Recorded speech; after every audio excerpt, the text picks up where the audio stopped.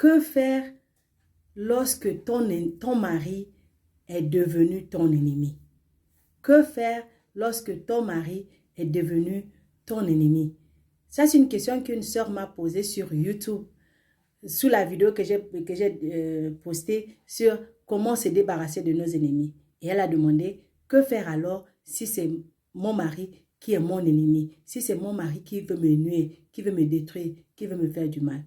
Alors, lorsqu'elle a posé la question, la réponse que j'ai rapidement trouvée, qui est venue à mon cœur, c'est la vie de Abigail. Alors, je vais essayer de t'éclairer par rapport à Abigail parce que j'ai promis de faire la vidéo aujourd'hui. J'espère qu'elle va la voir. 1 Samuel chapitre 25, partie du verset 2 nous dit, à Mahon, il y avait un homme très riche. Il possède 3000 moutons et 1000 chèvres. Sa propriété est à Carmel. Et il se trouve là pour couper la laine de ses moutons. Cet homme s'appelait Nabal et sa femme s'appelle Abigail. Abigail est intelligente et belle, mais son mari est dur et méchant. Il appartient au clan de Caleb. La Bible nous dit que cet homme était très bête. Il était très méchant. Il ne pensait à autre chose qu'à lui-même. Il ne pensait qu'à son ventre. Il ne pensait qu'à sa vie. Mais sa femme, elle était intelligente. Elle était sage. Elle était maligne. Et qu'est-ce qui s'est passé? Les gens de David vont voir cet homme pour lui dire, David a protégé tes gens quand ils étaient dans la brousse. David a fait ceci, David a fait cela. Aide-nous. Il les a incités. Il dit, qui êtes-vous? Peut-être même que vous êtes des esclaves. Vous avez fui. Je n'ai rien à vous donner. Je ne vous donnerai pas d'eau. Je ne vous donnerai pas de nourriture. Je ne vous donnerai rien. Alors foutez le camp de chez moi. Quand la nouvelle est arrivée à David, David a rassemblé ses hommes. Il a dit, prenez vos épées. Allons, on va aller combattre cet homme. On va aller prendre ces choses-là par la force. Alors, qu'est-ce qui se passe? L'un des serviteurs de Nabal va courir voir Abigail. Il connaît Abigail. Il connaît le cœur d'Abigail. Il sait qu'Abigail va faire quelque chose. Il sait qu'Abigail va l'écouter. Il va trouver Abigail. Il dit à Abigail, voilà, il y a des gens de David qui sont venus voir le maître. Voilà ce que le maître leur a dit. Il les a mal parlé. Il les a insultés. Maintenant, il y a des gens de David qui se sont rassemblés pour venir attaquer le maître, pour venir nuire au maître. Mais comme lui, il est têtu et qu'il ne comprend rien, si on va l'expliquer à lui, il ne va jamais trouver la solution. Il va chercher à aller combattre David, aller faire des problèmes. Mais toi, comme nous te connaissons, nous venons à toi. S'il te plaît, fais quelque chose. Et voilà ce qu'Abigail va faire. Au verset 18 nous dit qu'Abigail se dépêche de prendre 200 pains, 2 outres de vin, 5 moutons tout préparés, 5 mesures de grains grillés, 100 grappes de raisins secs et 200 gâteaux de figues. Elle fait placer tout cela sur les ânes. Puis elle dit à ses serviteurs, passez devant moi, je vous suis. Abigail ne dit rien à Nabal. Elle ne dit rien à Nabal, son mari.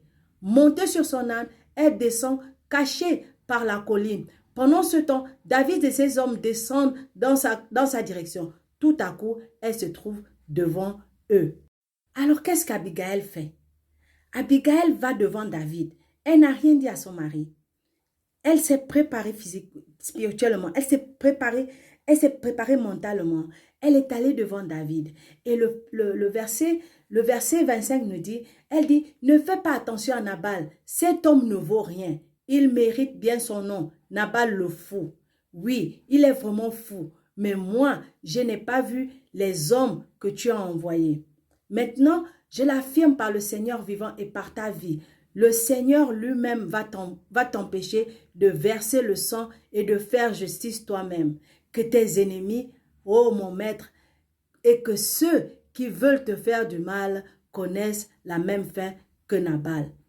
Tu vois ce qu'elle fait? Elle va devant David. Elle dit à David, ne fais pas attention à cet homme. Ne fais pas attention à ce qu'il fait. Ne fais pas attention à ce qu'il dit. S'il te plaît, reçois ce que je t'ai amené. Prends ce que je t'ai amené.